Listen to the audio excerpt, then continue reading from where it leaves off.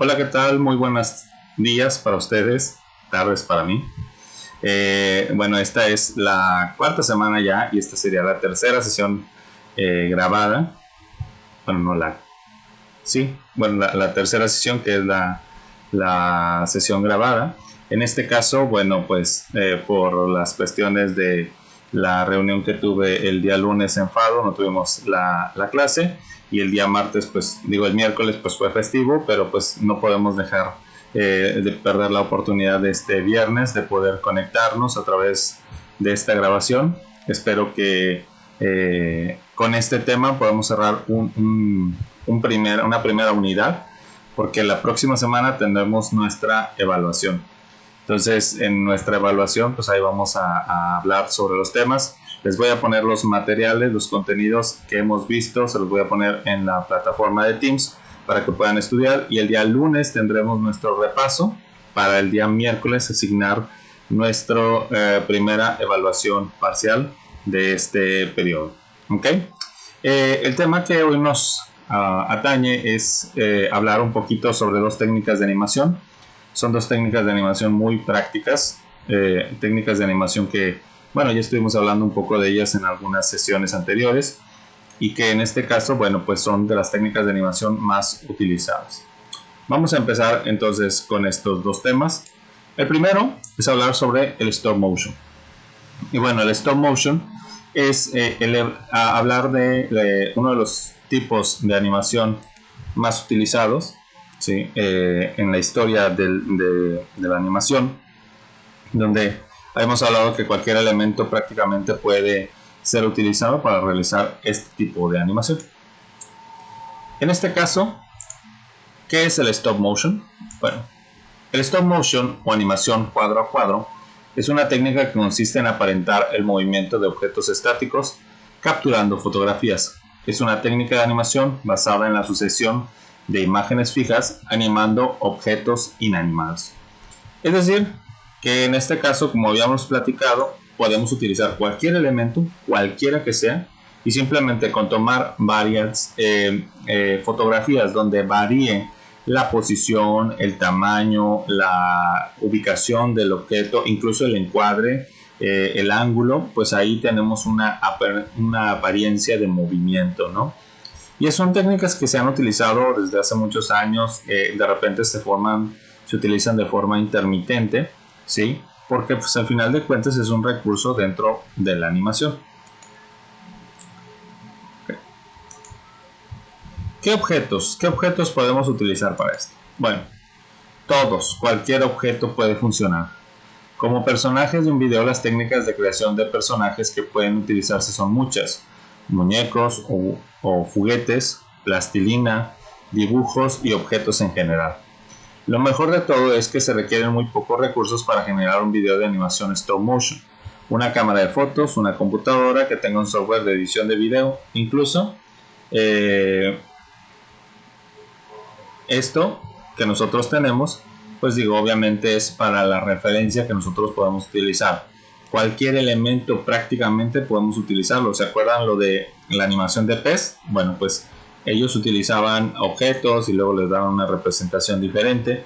Entonces, pues eso también sirve, ¿no? Cualquier objeto sirve, cualquier elemento nosotros podemos utilizarlo para representación de este tipo de animación.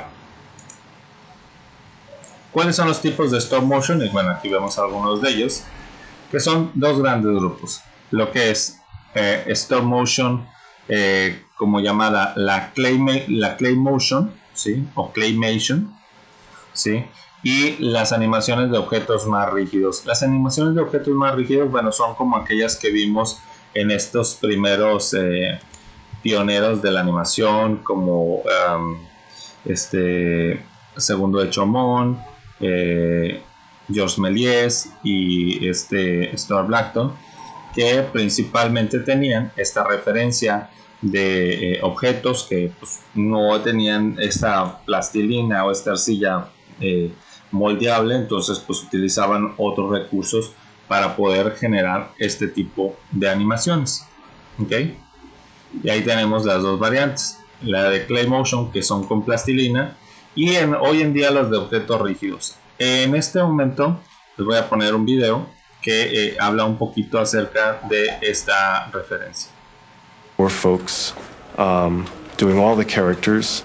We get drawings of the characters that the art department puts together, and then we sculpt them in oil-based clay. The oil-based clay is just the easiest because it's just very versatile, and it can be smoothed out with alcohol, and it has to be a soft medium, something pliable that when it's molded, we can use a hard mold plaster and it won't rip up the mold, and we can put the soft foam rubber into the same mold and it'll pull out.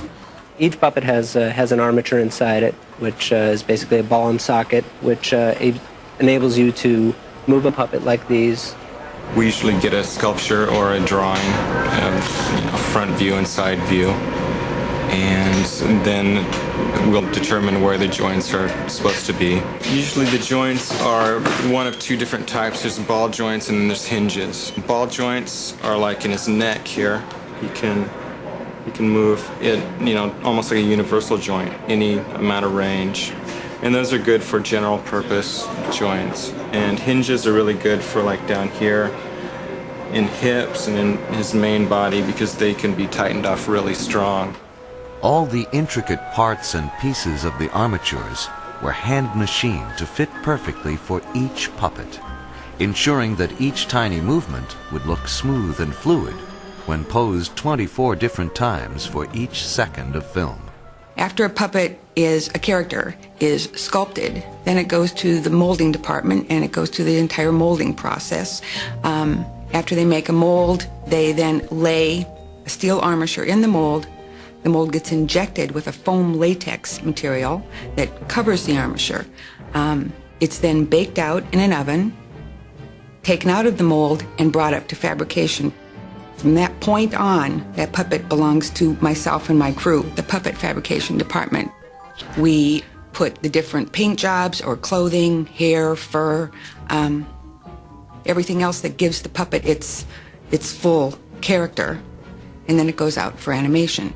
Ok, dentro de la breve historia tenemos que la animación stop motion, pues evidentemente hay referencias que hemos estado viendo. La primera tradición eminentemente europea de las películas stop motion de artistas individuales y de las series infantiles para la televisión, y la segunda eminentemente hollywoodense en la historia invisible de la animación stop motion utilizada para los efectos especiales de largometrajes. ¿Se acuerdan de esta historia que les decía de los dinosaurios y esto? Que bueno, ahorita les voy a poner un fragmento de este video para que ustedes también lo vean.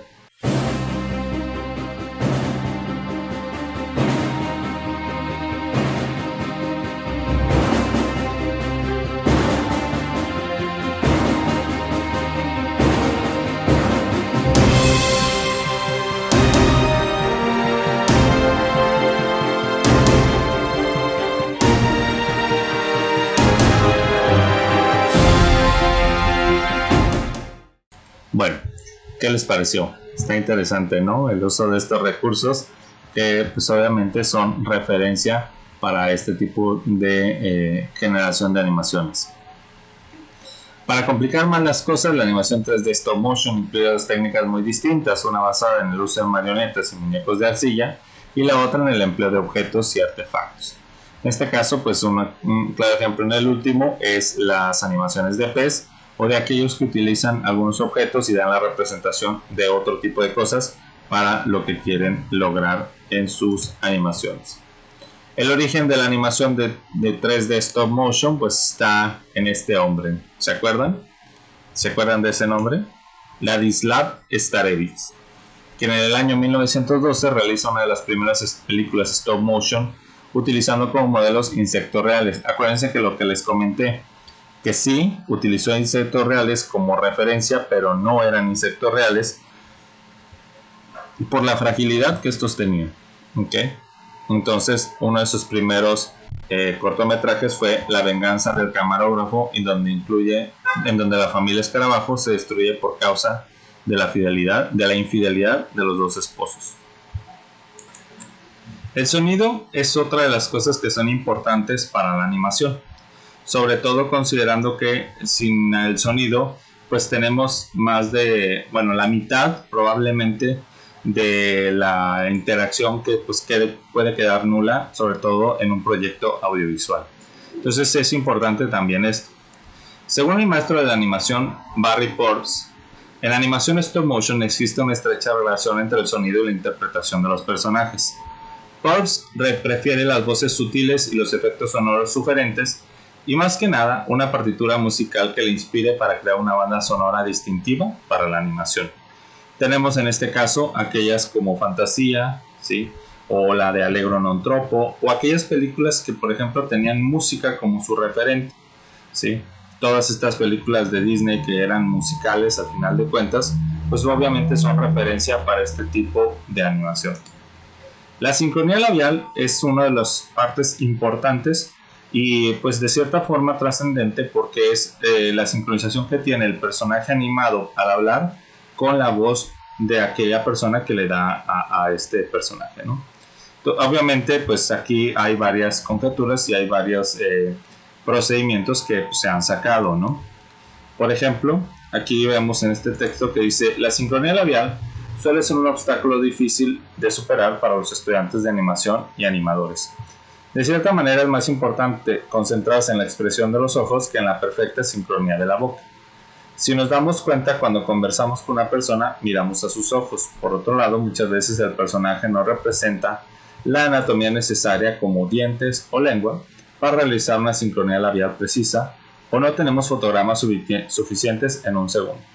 El secreto consiste en apuntar la forma de la boca, en sugerir las sílabas, en lugar de ir abriendo y cerrando la boca meticulosamente con cada letra. El ritmo y el esfuerzo vocal son más importantes que la precisión. Y entonces ahí hay un esquema de gesticulaciones para ciertas letras donde son muy similares, ¿no? Entonces hay agrupaciones donde ciertas letras tienen esa misma referencia. ¿Okay? El valor del sonido impresionista es aquel que atribuye ciertos elementos dentro de este. Lo mismo sucede con los efectos sonoros. Es muy fácil añadir un sonido para cada frufru de la ropa o para cada paso, pero entonces la película está abarrotada de sonidos, sobre todo porque la música siempre es un ingrediente imprescindible. Los efectos sonoros se dejan normalmente para el final de la producción, se añaden cuando se acaba la película. Utilizar el sonido como un elemento narrativo más, no solo para crear una atmósfera determinada.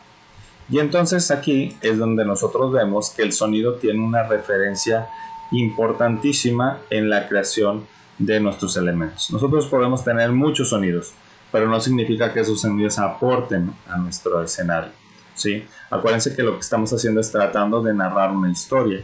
Entonces esa historia, con unos ciertos elementos, vamos a ver ciertas características de eso, ¿no? Por ejemplo, una ciudad, pues no necesitamos escuchar todos los ruidos, pero sí podemos escuchar algunos claxon, algunos sonidos de motores, ¿sí? O sea, y sería suficiente, no necesitamos escuchar los pasos de la gente que va caminando, o a menos que sea necesario, pero no necesario lo de los autos. O sea, siempre habrá que elegir entre qué atmósfera queremos crear. La música es una parte tan importante de la narrativa como los efectos visuales. La animación es un vínculo importante y fructífero entre movimientos, música y diseño, donde todos participan en la narración y en la descripción de los personajes. Y entonces aquí es donde nosotros tenemos que tomar en cuenta esta referencia de la música, ¿no? Cuando hay una música muy escabrosa, o cuando hay una música muy alegre, o cuando hay una música diferente, ¿no? De hecho, si tú en algún momento has entrado a tu cuenta de YouTube, sabrás que hay una biblioteca de sonidos, y esa biblioteca de sonidos a ti te permite poder agregar o asignar o descargar música con un estilo, ¿no? Aparte del género musical, también hay un estilo, y antes ya te pone, no, pues feliz, inspiradora, contenta, obscura, dramática, etc. Y ya tú eliges el tipo de música que quieres aplicar a tu contenido audiovisual. La habilidad clave es movimiento como sentido. Debe procurarse expresar la máxima información narrativa a través de las miradas y los gestos, lo mismo que a través de movimientos físicos específicos, ¿sí? Es decir, nosotros tenemos que buscar la forma de representar cada una de las gesticulaciones junto con el movimiento de todos los elementos. La habilidad principal es ser práctico. Para trabajar con la animación 3D stop motion, a veces es necesario crear y mantener diferentes objetos, familiarizarse con los distintos equipos técnicos para la creación de los decorados, prestar atención a la escala y la perspectiva durante las fases de preparación, saber improvisar soluciones para problemas prácticos, ser paciente y prestar atención al detalle, tener algunos conocimientos sobre la interpretación del cine de imagen real. Y simplemente es conocimiento de los ángulos, de los planos, del movimiento de la cámara, etcétera, que bueno, pues este tipo de cosas ya lo han aprendido. Para todo esto, la parte de la preproducción es pensar en una historia corta con los elementos, describir una storyline, los hechos más importantes de la historia y preparar la escenografía, los personajes y todos los elementos necesarios para la animación. Esta es parte de una preproducción. Después viene la parte de la producción y aquí es donde se vuelve más completo esto, porque es conseguir los elementos necesarios como una cámara, un tripié, los objetos para la animación o el escenario, revisar el desarrollo de la animación y adaptarlo a los elementos creados, tomar las fotos consecutivamente, ser paciente y tomar el tiempo para que sea necesario para que la animación quede bien. Ahorita les voy a mostrar un video de una elaboración de una película, una escena, donde van a ver a cámara rápida la secuencia de todas estas fotografías. Vamos a ver. Keeping the streets clean. Free from evil. Yeah. You ever think about the universe, Mr. Trout? What if our world is just like a tiny speck? A tiny little speck? And there are giants looking down on us. And every time we move, it's actually them moving us. Seems a bit tedious. Right now, just there, me blinking. That would have taken them a day. Me moving my arm. 500 men. None of them are going home. They're having to do this bit. And now this bit. And this bit. And this should stop. I think it throws up notions of free will. It's too much. And then they would have had to have done me talking about the blink. And it never ends. I think they make a meal of it, to be honest. I don't know how they get the time. They've got to have other jobs. It's more like a hobby. You know, like stamp collecting. Something you do in your free time. ¿Qué les pareció? Bastante interesante, ¿no? Y esto es parte de la producción. Aún faltará toda la parte posterior a la producción, que es lo que se conoce como postproducción.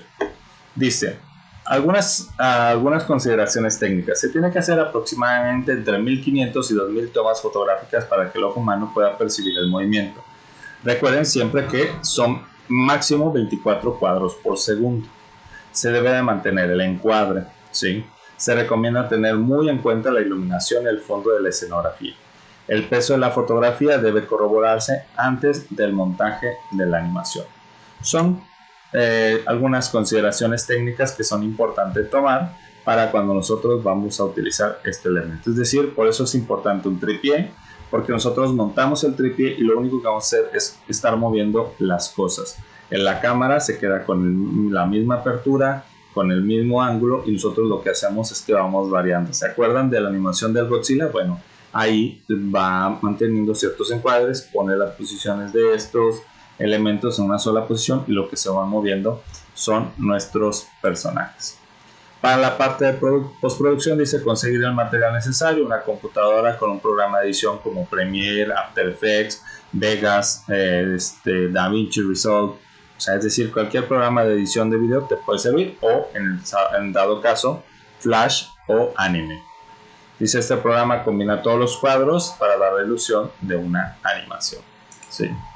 Algunos grandes títulos de la animación, pues ya los hemos visto: El Hotel Eléctrico, King Kong de Willis O'Brien, Ray Harryhausen, Vincent de Tim Burton, que es un cortometraje, de hecho fue uno de los primeros cortometrajes de Tim Burton, ¿sí? Y Wallace y Gromit, perdón por el cambio, Wallace y Gromit de Harman Studios. ¿Okay? Bueno, Hasta aquí la información acerca de stop motion. Ahora vamos a ver otra referencia, que en este caso es la rotoscopía. Ahí está.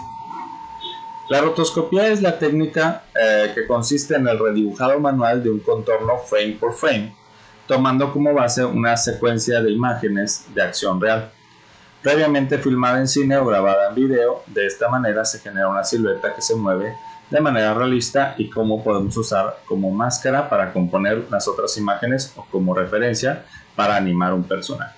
Entonces es una base, la rotoscopía es una base que después nosotros vamos a utilizar para poder hacer otro tipo de animación. Aquí. Okay. Esto fue uno de los inventos que precedieron a la rotoscopía, que fue un invento generado por Raoul Barré, ¿sí? Y fue patentado por Max Fleischer. Este invento, bueno, fue perfeccionado de un sistema que, como les mencionaba hace rato, fue desarrollado por Raoul Barré, que se llamaba el sistema Slash and Tear. Y en este sistema Slash and Tear consistía en dibujar aparte el personaje y el fondo e ir borrando del fondo las partes donde se calcaría el personaje animado. Entonces simplemente era como una superposición de planos donde nosotros simplemente íbamos, se iba dibujando, en este caso, de formas independientes, que la verdad es como lo que conocemos ahora como multiplanos, ¿no? En diferentes planos te estamos construyendo una imagen que nosotros vemos como un total. De hecho, si ustedes ven ahí en la pantalla, era lo que hacía. La diferencia es de que ellos rotoscopiaban todo el personaje, ¿sí? Y posteriormente hacían una animación de esto. ¿Okay? Este era el sistema, la patente de los hermanos Fleischer, en este caso Max Fleischer, que es el que firma, ¿sí? Y que, bueno, como les decía, es un predecesor del sistema Slash and Tear de Raoul Barré. Bueno, aquí menciona sobre los orígenes de la misma, que tiene su origen en la animación tradicional por principios del siglo XX y en concreto de la mano de Max Fleischer, un pionero de la animación. Fleischer fue quien tuvo la primera vez la felicidad de filmar actores reales ante la cámara y luego usar sus movimientos y contornos como referencia para crear dibujos animados e intentar mejorar así los primeros cartoons que por aquel entonces carecían de movimientos reales y naturales, considerando que obviamente este tipo de cartoons pues eran algo más sencillo, ¿no? Algo más sin ningún tipo de complejidad. En 1915, junto con su hermano Dave, quien actuaba ante la cámara, como modelo, creó el primer personaje rotoscopiado de la historia, que en este caso el ya famoso Coco el payaso. Una vez filmado el actor, se usaba la máquina de rotoscopía inventada por los Fleischer, que proyectaba la imagen fija sobre un escritorio transparente y sobre este se dibujaba frame a frame el personaje. Betty Boop, Popeye, Los viajes de Gulliver y son algunas de las primeras caricaturas animadas en beneficiarse de estas técnicas. Si ustedes buscan por ahí Los viajes de Gulliver, lo van a poder ver esto. Ahí tenemos a Coco el payaso, sí, a Betty Boop y a Popeye, sí, que fueron desarrollados en este caso sobre el estudio. Poco a poco la técnica se fue perfeccionando y difundiendo, así ya en los años 30 fue adoptada por el competidor de los estudios Fleischer, Walt Disney, y Disney la usó por primera vez en su película Blancanieves y los 7 enanos y seguirá usándola de forma intermitente durante toda su carrera. Ahorita vamos a ver un ejemplo de esta aplicación de la película de Blancanieves y los 7 enanos. Now we were dealing in motion, movement, and the flow of things, you know, action, reaction, all of that. So we had to set up our own school. Animators analyzed in minute detail every nuance of human movement. From this school of action analysis came the ability to make cartoon figures move convincingly, contributing to the breathtaking reality of Snow White.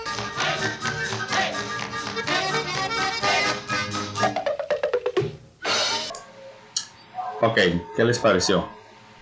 Está interesante, ¿no? Y como esto pueden encontrar muchos videos más en internet. Aquí vemos, por ejemplo, otras películas que fueron grabadas de esta manera, como Peter Pan o La Cenicienta. De hecho, ahí vemos un fotograma, como los que muestra Disney, de Blancanieves. A pesar de su beneficio, la técnica de la rotoscopía también contaba con detractores. Algunos llegaron a afirmar que era un proceso solo apto para animadores sin el suficiente talento y que producía imágenes demasiado literales. Aquí yo no estoy tan de acuerdo. ¿Por qué? Porque siempre es bueno tener una referencia. Si no tienes una referencia, pues puedes generar algún elemento que no vaya acorde a un movimiento real o a un dibujo real. Y acuérdense que lo que tratamos es darle vida a los elementos, no simplemente hacerlos mover de forma amorfa. ¿Por qué? Porque pues no es la intención en un principio de la animación, es dar vida, no hacer que las cosas se muevan nada más. Entonces, al darle vida tenemos que darle un sentir, una característica, algo que le permita moverse a cada uno de estos elementos. Dentro del proceso de la rotoscopía, el proceso tradicional para la elaboración de la rotoscopía o proceso rotoscópico consideraba los siguientes pasos: capturar el video que sea referencia, realizar la grabación perpendicular al movimiento del personaje, utilizar fondos planos de un solo color, exagerar los movimientos y utilizar diversas cámaras para grabar desde varios ángulos. Más adelante vamos a hacer un ejercicio de rotoscopía, ¿sí?, para lo cual les voy a facilitar yo un material y ustedes van a hacer su propia versión rotoscópica de esto. Aquí tenemos un ejemplo de esto, ¿sí?, acuérdense, en este caso Primavera, de La Bella Durmiente, y cómo fue utilizada una bailarina para generar el movimiento. También tiene su referencia para aplicación a los efectos especiales. Lejos de la polémica, la rotoscopía se afianzó como técnica madura y dio el salto al mundo de los efectos especiales en el cine, donde se adoptó como recurso para crear máscaras y componer varias capas de imágenes. De esta manera, la rotoscopía se empleaba y se emplea para salvar y recortar partes del fotograma que luego se superponen con otras tomas. Se abría un campo de posibilidades para los efectos especiales: sustituir fondos, recortar personajes, cambiarlos de lugar, eliminar objetos sobrantes y de una escena. Y en este caso es algo que ya conocemos, que se llama el croma. Cuando tenemos un fondo liso en color verde o en color azul, pues es la referencia que vamos a tomar para rotoscopiar en video, ¿no? ¿Por qué rojo? ¿Por qué verde y por qué azul? Bueno, porque esos son los tonos o los colores que menos se encuentran en el color de la piel de las personas. Si pusiéramos rojo, pues evidentemente ahí tendría un color que se puede utilizar. Negro y blanco pues son los colores para brillos y para sombras y no lo podemos utilizar. Entonces verde y azul son los colores que más se utilizan para aplicación de esta técnica. Dice: de esta manera la rotoscopía, ya lo vimos, ¿ok? Y finalmente dice: por lo general la rotoscopía suele usarse para redibujar videos frame a frame. Una excelente rotoscopía sería redibujando sus 25 fotogramas, aunque haciendo menos, como 22, 12 u 8, se pueden conseguir fantásticos resultados. Y ahorita les voy a poner un ejemplo de algo hecho en rotoscopía que podemos ver o que pudimos ver actualmente.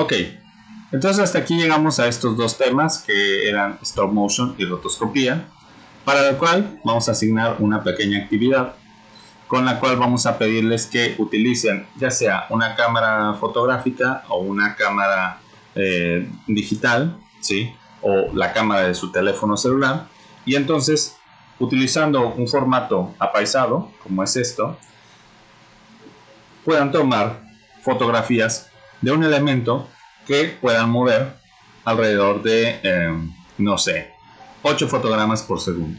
Es decir, que en un segundo vamos a tomar 8 fotos. Y vamos a hacer, ¿les parece que sean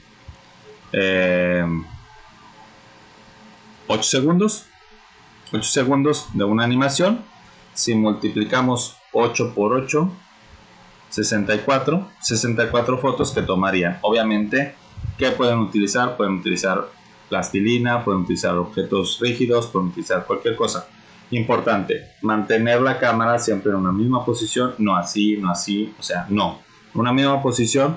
Pueden comprarse bueno, si tienen un soporte para el celular o una basecita, pueden hacerle con legos o una basecita de este tipo donde la pueden sostener y ahí tomar las fotos. O sea, ustedes buscan la mejor alternativa. El chiste es que se mantenga una secuencia bien firme, ¿sí? Les voy a dejar las características en la sección de tareas para la actividad para que la puedan realizar, y esta se entregaría hasta el próximo viernes, ¿ok? Para que no tengan problemas con el repaso del examen y el examen del miércoles, sino que el próximo viernes la pueden entregar sin ningún problema, ¿ok? Bueno, chicos, espero que les haya gustado, que les hayan aprendido sobre todo. Algunas de estas cosas vendrán por ahí en el examen del próximo miércoles, platicaremos de ellas también el lunes en el repaso. Y si tienen cualquier duda o cualquier pregunta, acuérdense de anotarla y me la hacen llegar el día lunes que tengamos nuestra sesión en vivo. Por mi parte sería todo, espero que estén muy bien. Les mando un fuerte abrazo, cuídense mucho, hasta luego.